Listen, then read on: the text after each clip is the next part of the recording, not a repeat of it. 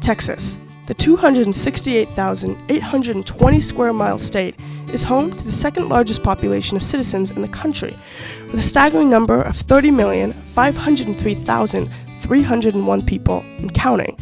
The state has several metropolitan areas, including Houston, San Antonio, Dallas, and Austin. These cities have a shared population of over 7 million individuals, and with these millions of people come millions of cars. In 2022, it is reported that the number of registered personal road vehicles in Texas has risen by 172% in the past 40 years. There are now 26 million registered cars in the state alone. With this, it is no secret that there is a massive presence of cars and other motor vehicles here that drive on the millions of miles of highways and streets that Texas contains.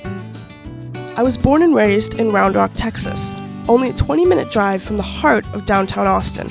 Living in Central Texas for the past 20 years, I've had the first-hand view of the boom in migration and settlement here that has caused the roads to swell exponentially. I have felt the anger that every driving Texan has had from the highly congested, slow-moving, accident-prone roads. The large influx of new residents, mostly from California, the lives of every Texan, including my own, became hindered. Instead of taking me 20 minutes to get downtown, it now takes me about 40, doubling my travel time due to traffic. The current Texas traffic has made it more difficult to manage your time efficiently. It is my personal take that the major cities of Texas should install more light rail systems for inner-city travel as a proposed solution to the multitude of issues that stem from the increased traffic congestion. Let's talk about those issues. Staying on the topic of time management, traveling from one point to the next can take an unreasonable amount of time because one would have to leave point A at a time much earlier than needed, taking traffic into consideration. In comparison to traveling by personal road vehicles, light rails not only have a strict and detailed schedule, they also infrequently stray from it, rain or shine. Train schedules or timetables are easily accessible by passengers and can be understood with little effort.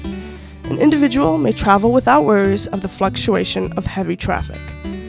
Dallas, Houston, San Antonio, and Austin were 4 cities that were rated as some of the most traffic-congested areas in America. Now, it is almost impossible to avoid time-wasting traffic within a 20-mile radius of an urban area here in Texas, especially on I-35 and/or Mopac. All of these cities are about a 3 to 4 hour drive from each other, meaning that the traffic from each of them individually will sometimes bleed into each other, making the traffic unbearable. This bleed from Austin specifically will cause a leak into the surrounding suburban regions. Traffic congestion also leads to an increased fuel consumption, which consequently leads to an increase in carbon dioxide emissions and air pollution. This brings up arguably the most important issue that stems from the lack of public transportation: environmental damage. Cars release gases such as nitrogen dioxide, carbon monoxide, and even formaldehyde, and when inhaled, can lead to devastating health problems for people like asthma or lung cancer. In fact, any animal that relies on oxygen is at risk, and Texas, being the state with the most farms in the country, has many animals and has the most to lose. Animals with exposure can also endure several respiratory issues, birth defect, lowered reproductive rates, or even death. Carbon dioxide being emitted into the air also poses a sizable threat by being the main gas contributing to climate change. Climate change affects weather and precipitation, which means that average annual rainfall is increasing, and is becoming drier due to the increase in average temperature. This pollutant in the air can cause plants to absorb large amounts of ground-level ozone.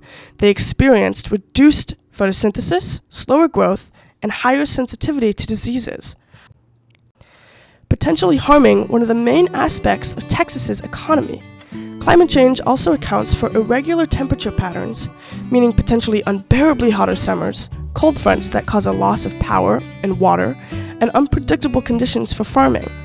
These proposed light rails will assist in a better ecological future for the state, as passenger trains do not release the same amount of these gases as cars do. It is now estimated that cars emit 1.15 pounds of CO2 per mile, while trains only emit about 0.2 pounds per mile. In 2018, the World Economic Forum found that 74.5% of the global CO2 emissions from transport in the air come from road vehicles, while Wales produce less than 1%. Naturally, it comes as a surprise that with the amount of people living here, public transportation takes such a small role within our major cities. A majority of these citizens in the state have little to no access to any form of public transportation, making the ownership of a personal road vehicle a mandatory requirement, rather than being able to have any sort of preference. Consequently, this can become a financial burden for many. On average, the car-owning individual will spend about $12,000 to $15,000 per year on their vehicle. This amount includes insurance, gas, taxes, and maintenance and repair costs. This can be compared to the average amount paid per year for the metro system in New York City, for example, which is only $2,412 per year. Saving at least $10,000 per year on transportation costs can make a huge difference in someone's life.